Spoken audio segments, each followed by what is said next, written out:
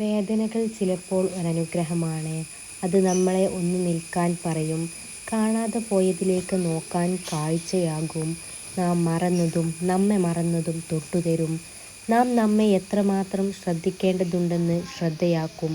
എത്ര തന്നെ പരസ്പരം അടുത്താലും അറിഞ്ഞാലും ഒരു പരിധിക്ക് പുറം അവരിലേക്ക് ഒരു ചോദ്യം, സംശയമോ ഉന്നയിക്കാൻ നമുക്ക് അർഹതയില്ലെന്നും അവരുടെ കാര്യങ്ങളിൽ ഇടപെടാൻ പരിമിതിയുണ്ടെന്നും ആദ്യം നമ്മൾ തിരിച്ചറിയണം. നമ്മളെക്കുറിച്ച് അന്വേഷിക്കാത്ത, നമ്മുടെ സങ്കടങ്ങൾ മനസ്സിലാക്കാത്ത, ആവശ്യങ്ങൾക്ക് മാത്രം ഓടിവരികയും അത് കഴിയുമ്പോൾ കാണാതാവുകയും ചെയ്യുന്ന മനുഷ്യരെ വിശ്വസിക്കരുത്.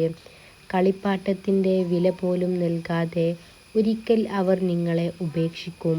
മാറി നിൽക്കാൻ തോന്നുന്ന മനസ്സിനെ മാറ്റി നിർത്താനും കഴിയും. അങ്ങനെ ഒരാളെ മറക്കണം എന്നല്ല, ഓർമ്മകളിൽ പോലും ഒരു സ്ഥാനം കൊടുക്കാതിരിക്കുക. പല വേദനകളും തനിയെ വരുന്നതല്ല, അതിനുള്ള വഴികൾ നമ്മൾ തുറന്നിടുന്നതാണ്. പഴയ കാലമൊന്നുമല്ല, ആർക്കും ആരോടും സ്നേഹമൊന്നുമില്ല. എന്തു കിട്ടും എന്ന് ആലോചിച്ചു കൊണ്ടാണ് ആളുകൾ പരസ്പരം പുഞ്ചിരിക്കുന്നത്. നിത്യവും നാം കാണുന്ന വേദനയുള്ള വാക്കുകൾ, ചില മരണങ്ങൾ, നമ്മിലോ നമ്മുടെ വേണ്ടപ്പെട്ടവരിലോ കാണുന്നത് വരെയും മരണം നമുക്ക് ഒട്ടും ഗൗരവം ഇല്ലാത്തതാണ്. ജീവിച്ചിരിക്കുമ്പോഴാണ് നാം നമുക്ക് വേണ്ടി, നാളേക്ക് വേണ്ടി ചിലവഴിക്കേണ്ടത്. മരിച്ചു കഴിഞ്ഞാൽ ആരാണ് നമുക്ക് വേണ്ടി ചിലവഴിക്കാനുള്ളത്? എത്ര കാലമാണ് നമുക്ക് വേണ്ടി ചിലവഴിക്കുക? അതുകൊണ്ട് അക്കരയ്ക്ക് കൊണ്ടുപോകേണ്ട നന്മയുടെ താണ്ഡവം നാം തന്നെയാണ് നമുക്ക് വേണ്ടി സ്വരൂപിക്കേണ്ടത്. എല്ലാ ബലഹീനതകളും വലിച്ചെറിയുക. ശരീരം ശക്തമാണെന്ന് നിങ്ങളുടെ ശരീരത്തോട് പറയുക. നിങ്ങളുടെ മനസ്സിനോട് പറയുക അത് ശക്തമാണെന്ന്. ഒപ്പം അതിരുകളില്ലാത്ത വിശ്വാസവും പ്രതീക്ഷയും നിന്നിൽ ആവാഹിക്കുക, അർപ്പിക്കുക. എന്നാൽ നിങ്ങളെ പരാജയപ്പെടുത്താൻ ഒന്നിനുമാകില്ല. ജീവിതത്തിൽ റിസ്ക് എടുക്കുക.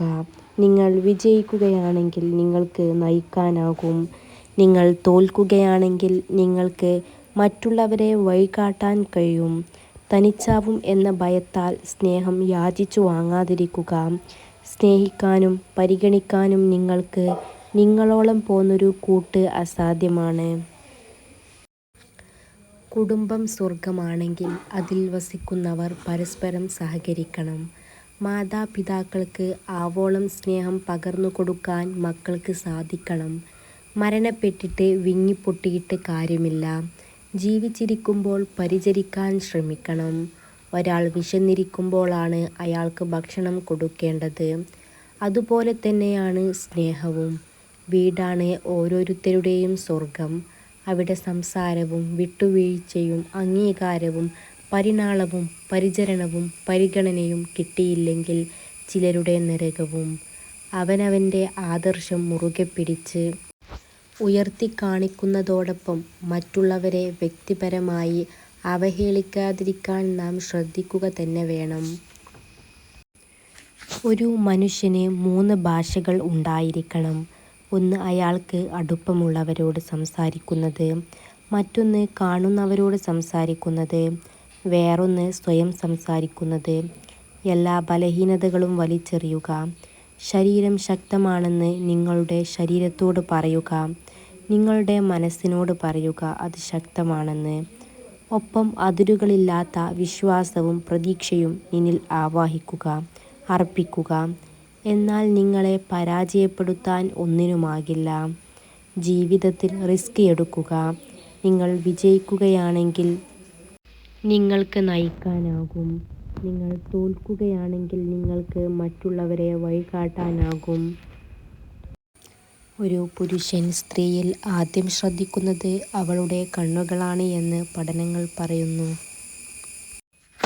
2 തരം മനുഷ്യരുണ്ടാകും നമ്മുടെയൊക്കെ ജീവിതത്തിൽ.